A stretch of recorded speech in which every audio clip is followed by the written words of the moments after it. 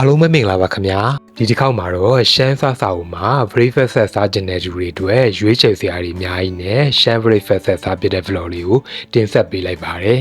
အခုကျွန်တော်ရောက်နေတဲ့ဆိုင်လေးကတော့စမ်းချောင်းမြင်းနီကုန်းမှာရှိတဲ့ cafe တန်လွင်ဆိုင်လေးမှာပါဒီဆိုင်လေးမှာ Burmese breakfast set, Indian breakfast set, Shan breakfast set ဆိုပြီးတော့အပတ်စဉ်အလဲကျရောင်းချပေးနေတာပါအခုကျွန်တော်စားမယ် Shan breakfast set ကတော့တစ်ဆက်ကူမှာ1300ကျပ်ပဲကျပါတယ်ဆက်ထဲမှာပေးထားတဲ့ဟင်းပွဲတွေက appetizer တစ်မျိုး main dish တစ်မျိုး dessert တစ်မျိုး drink တစ်မျိုးရွေးချယ်လို့ရပါတယ်ကျွန်တော်တို့မှာထားတဲ့ Shan breakfast set လေးရပါပြီ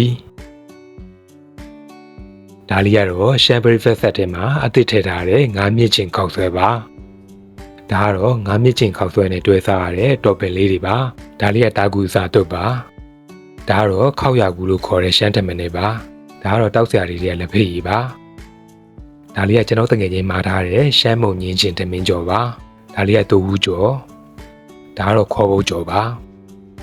အရင်ဆုံး main dish ဖြစ်တဲ့ငါးမြင့်ချင်းခောက်ဆွဲလေးကိုရင်စားပါမယ်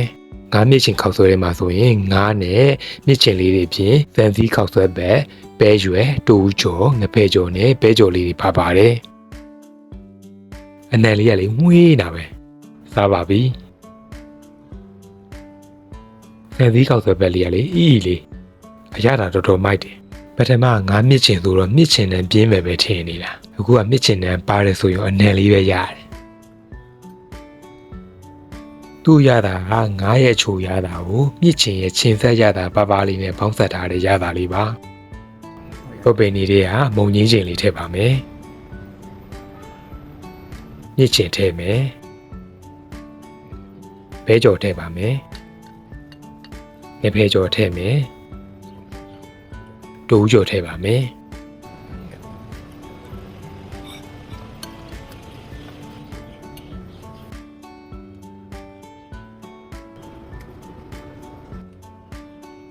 ငါးမြင့်ချင်းခောက်ဆိုရတော့တော်တော်စားကောင်းတာပါအခုလိုတစ်ပွဲမှာဆိုပိုးရှင်းလဲတော်တော်လေးကိုများပါတယ်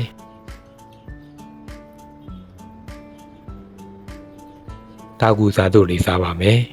တာကူလုံးလေးထဲမှာဆိုရင်ဝက်သားကိုချင်းနေစက်သွန်ပြူလေးနည်းနည်းပင်မြစ်လေးတွေနဲ့အစားတုတ်ထားတာပါသူ့စီတိုဦးလေးနဲ့တုတ်စားပါမယ်သူ့ရတာအပြင်သားအီဖေးဖေးလေးထဲမှာချိုချိုမှုန့်မှုန့်ရတာလေးနဲ့စားလို့ကောင်းပါတယ်ခေါ်ပုတ်ကြော်လေးစားပါမယ်ခေါ်ပုတ်ကြော်လေးကိုနှမ်းနှောင်းရဲ့တကြားရဲ့ဘဲပြုတ်လေးတွေရဲ့တုတ်စားပါမယ်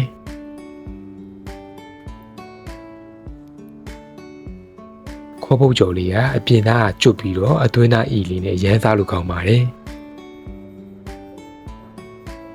ကျွန်တော်တကယ်ချင်းမှားထားတဲ့ဆက်တဲ့ဟာရှမ်းတူကြော်လေးစားပါမယ်တူကြော်လေးကိုအချင်းလေးနဲ့တုတ်စားပါမယ်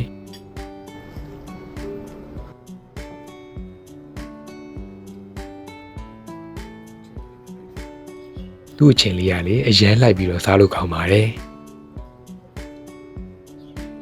ကျွန်တော်တကယ်ချင်းကတော့ရှမ်းမုံညင်းရှင်တမင်းကျော်ကိုအပီပြင်းဆွဲနေပါပြီခောက်ရကူမုတ်လီစားပါမယ်ခောက်ရကူဆိုတာကတော့ရှမ်းထမင်းတွေကိုခေါ်တာပါမြန်မာမုတ်တီတွေကရွှေထမင်းလေးနဲ့လည်းဆင်ပါတယ်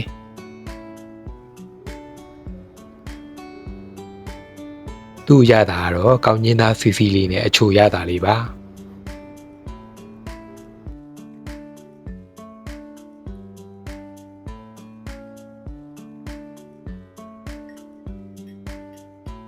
လက်ဖေးလေးတောက်ပါမယ်